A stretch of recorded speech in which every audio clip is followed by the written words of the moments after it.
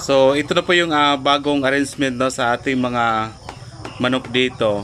Bali nagbreeding tayo ng ating mga manok ng isang pure na mga sampin. Ito mga Shamuasil ito. Ayan. Kumbaga hindi siya na mix ang sampin, Shamuasil, ganon. Mga basilan, hindi sila nag-mix sila.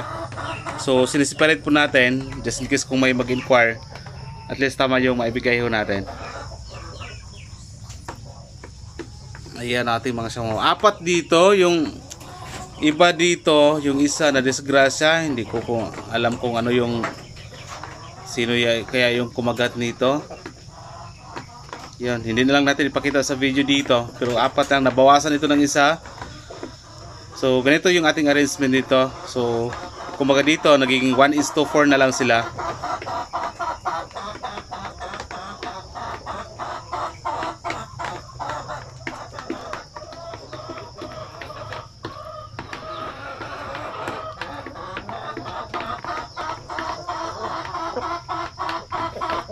Ayun pa isa.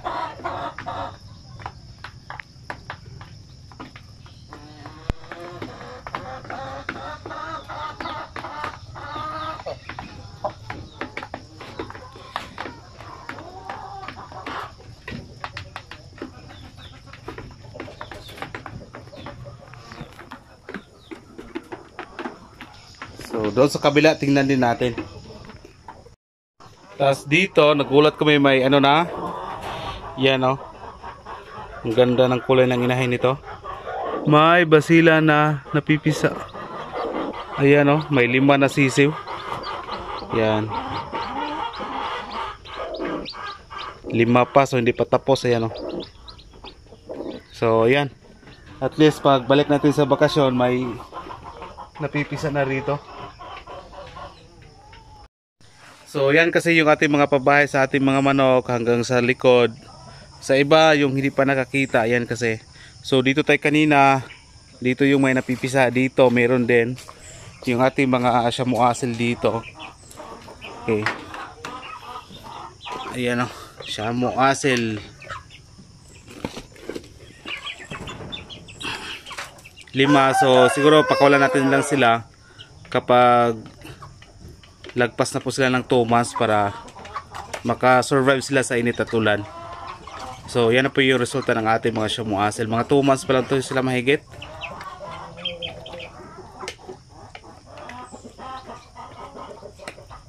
So yan.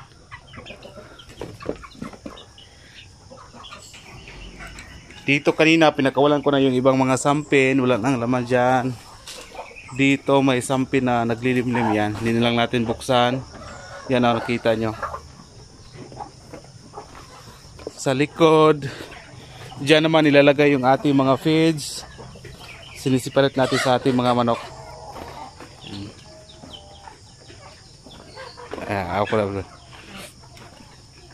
Dito yung iba.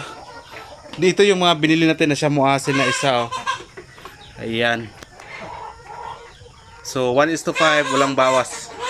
Na isang breeder lang yung nadisgrasya ko dito. So yan po ang ating Shamuasil.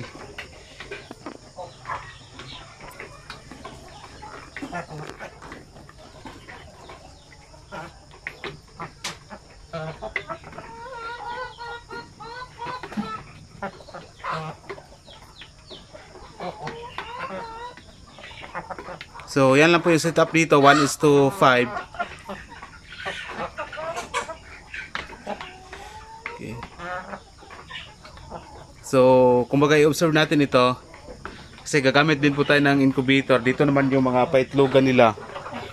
Yan.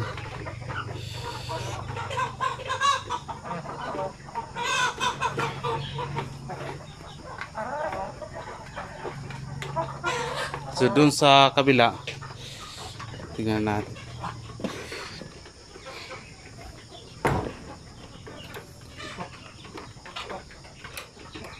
Dito rin yung ating mga basilan, dumalaga ng mga basilan. Ayan o.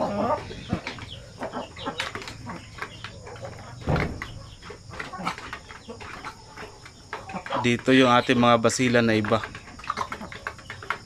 2, 4, 6, 6 dito, 1:6 dito. Okay. Hindi kasi pwede nating ipaghalo yung mga samuasel, basilan kasi mag-away-away sila.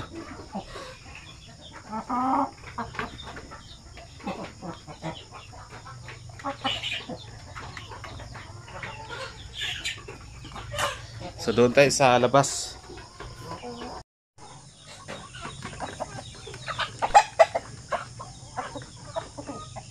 So dito naman yung sa iba sa may range area.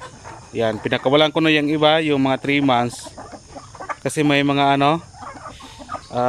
maraming daga sa loob. Daga o kaya mga ahas siguro, kaya yung iba na disgrasya.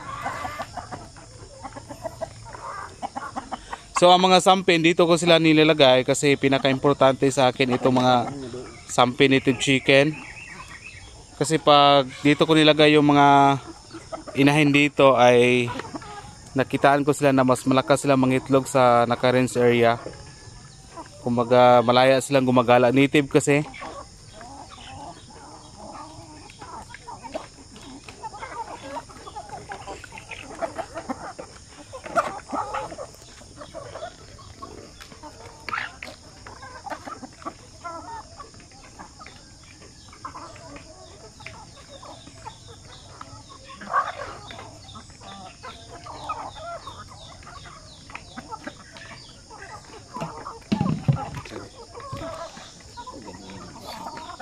Kabuka.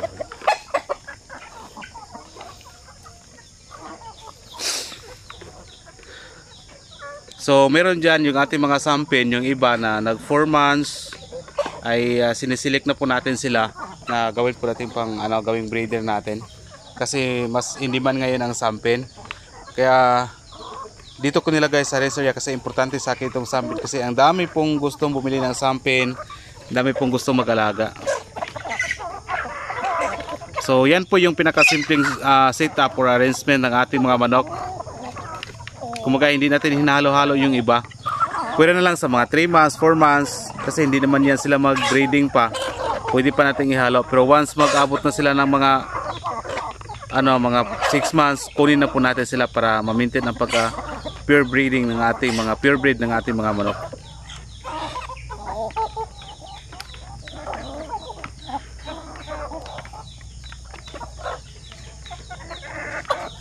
So tulad ganyan, yung abuhin na yan, walang sampin na ganyan. So basilan yan. Pag mag 5 months, 6 months, separate na natin yan. Okay, ito basilan din to, hindi to sampin. Yan isa, tulad ganyan, dumalaga yan na sampin. Nangitlog na boy? Ito isa. Oh, magsi 6 months yan sila pero nagsimula nang nangingitlog. Maganda ang sampin actually for meat type. Masarap ang karne compare sa manok ko iba dito. Samuasel, basilan, na-try natin. Medyo mas lamang ang sampin sa quality ng karne. So meat type kasi yung gusto natin ng mga manok kaya ito. Sampin. So marami na din sila actually dito sa range area. Yan o.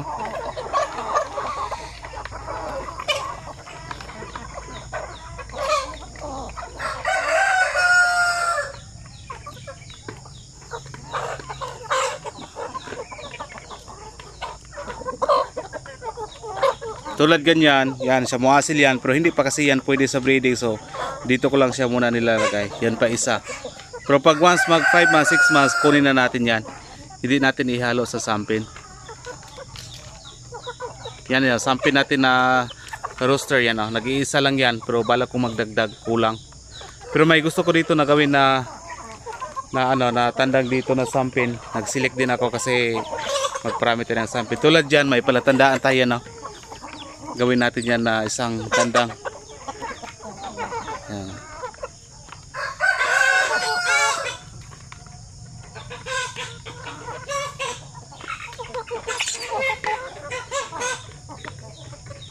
Maganda sana yung naka-confine yung ating mga manok.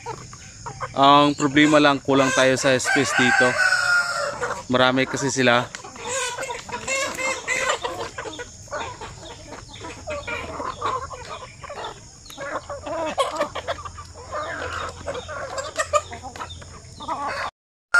So So tulad ganito, yung ganitong edad, confine muna, hindi natin muna pakawalan kasi sigurado ito hindi pa sila pwede pakawalan doon sa ating iba na dyan sa may rinse area.